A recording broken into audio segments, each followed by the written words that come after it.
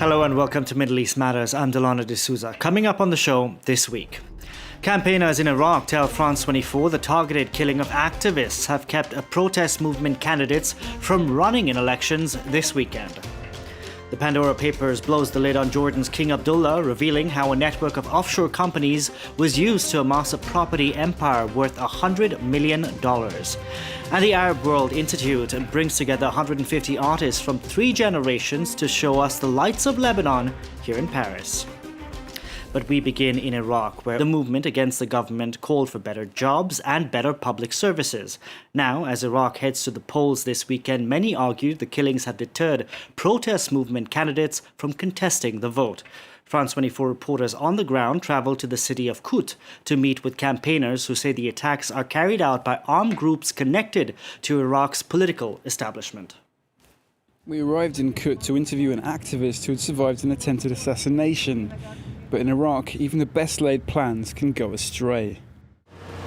What's that? No.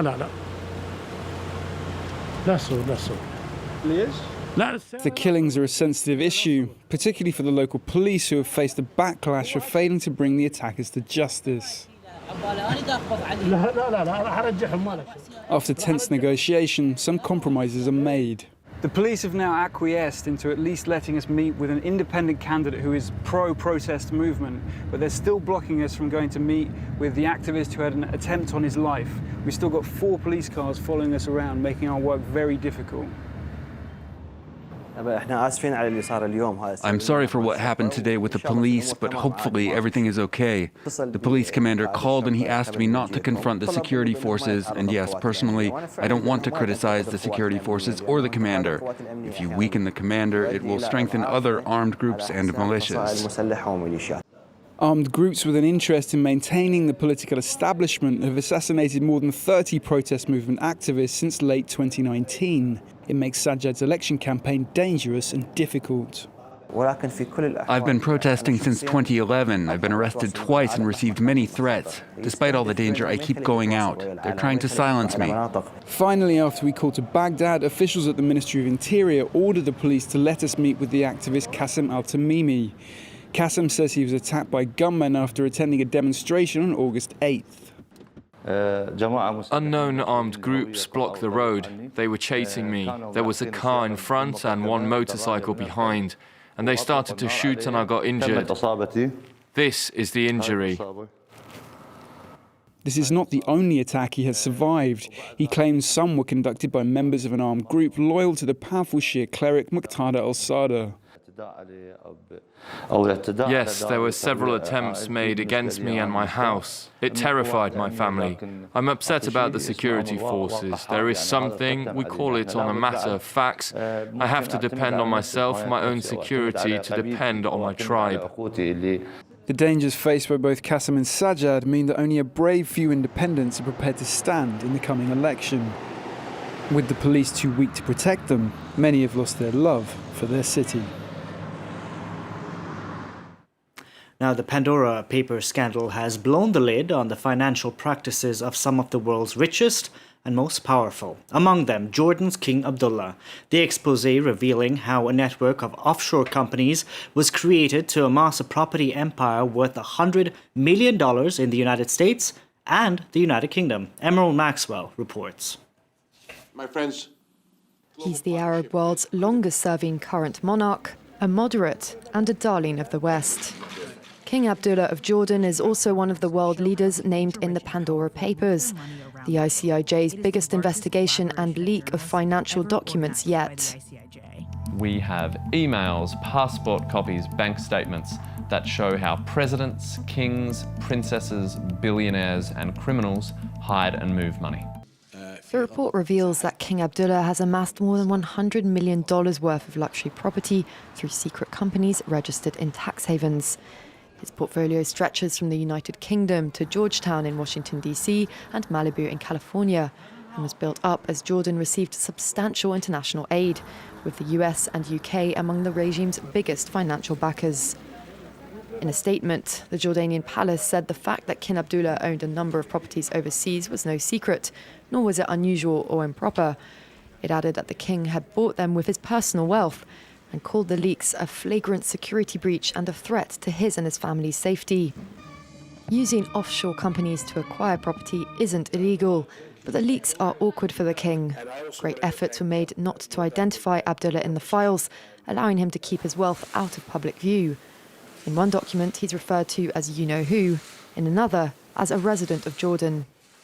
It's very damaging, not for King Abdullah alone, but for anybody in his shoes, especially that Jordanians are really suffering economically. Protests have taken place in Jordan in recent years, at a time of high unemployment, austerity measures and tax rises. Last year, the country announced a crackdown on tax evasion and money sent abroad by its citizens. The king, meanwhile, is not required to pay taxes under Jordanian laws.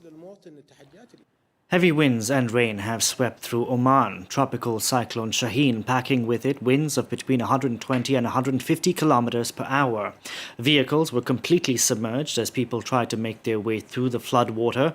At least 11 people died in the storm in Oman, including one child. Over in Iran, meanwhile, the cyclone caused a dust storm in 2 provinces in the country, and at least 6 fishermen are feared dead. Now, there was disappointment in Qatar after no women were elected in the country's first legislative polls. Despite over 24 women standing for a spot in the Shura Council, 30 men were voted in. The 45-member body approves state policies and the budget, but has no say in setting defense, security, or economic policies. Now, Qatar's emir is set to name the remaining 15 members, and many are hoping women are named to improve the gender balance. Qatari women will have to wait to be represented in parliament. The emir could perhaps change the situation when he appoints the last third of the council's members. But none of the 28 female candidates out of a total of 284 hopefuls who stood in Saturday's elections are among the 30 elected MPs. Women as a group don't always vote for the same policies. Some might be in favor of these advancements and some might not be, and might actually vote against their own advancement. This is something that we've seen in other countries. And so these kinds of initiatives do have to come along as part of a broader process and broader push for advancing women's rights. Qatari women are still required to live under the guardianship of a male relative and need their approval for everyday activities. The country's first ever legislative elections were above all an opportunity for Emir Tamim Al Thani to spin his democratic credentials in the run-up to Qatar hosting the World Cup. The council will have an essentially advisory role, though, and political parties are still banned. But this didn't stop a fairly high turnout of 63%, or dampen some voters' enthusiasm. When I was putting my tick and folding and putting it in the box, it just felt like I was a part of something bigger and a part of history, and it's incredible. It's awesome. The emir has restricted voting to Qataris whose family was present in the country before 1930, about a quarter of Qatar's 330,000 citizens. The rest of the 2.8 million people that reside in the country are foreign workers, making up to 90% of the population. Now, Dubai 2020 has kicked off after a year's delay due to the coronavirus pandemic. The United Arab Emirates pouring in over $7 billion into the event, hoping to rake in investments and tourism. Over 190 countries are participating in the expo, including EU members like France. This despite the fact that the EU Parliament voted to boycott the event entirely, citing human rights abuses in the Gulf state. Now, the Arab World Institute here in Paris is hosting an exhibition titled Lights of Lebanon. Works from 150 artists from 3 generations will showcase the country's richness. Now, Lights of Lebanon is obviously taking place during a particularly difficult time for the country and aims to pay attention to the ongoing dialogue between Beirut and Paris. Wasim Cornet reports. This Paris museum is displaying the work of 3 generations of artists from Lebanon and its global diaspora. Their work revisits the country's past, from the Beirut explosion in 2020 all the way back to the country's golden era post-independence. I've been trying to imprint a portrait of Beirut in my work or on a canvas for almost a decade.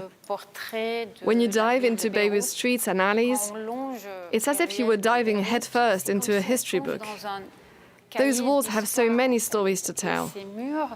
It's a wall painting of the history of its people, and a complex history at that. Complex from a social, economic, political, and religious point of view. More than 100 paintings, sculptures, and fabrics are on display. Most of them were donated by Claude and France Lemont, art collectors. Lebanon is at the heart of this display, but also on the very walls of the exhibit room. What you see around you is literally earth from Lebanon. I think the contrast between this rose-tinted earth and the colors of the paintings works really well. I was really inspired by the earth because the Arab world today is anything but united. But the common background in our heritage is the earth, the rocks, the texture. So I based myself off of those tones to create this area.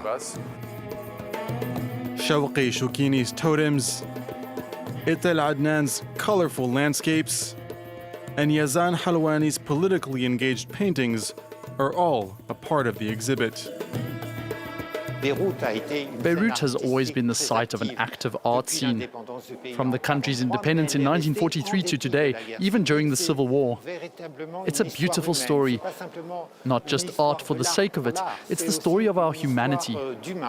And I really hope this way of approaching things will touch people in a different way. The exhibit will be on display at the Institute of the Arab World in Paris until January 1st.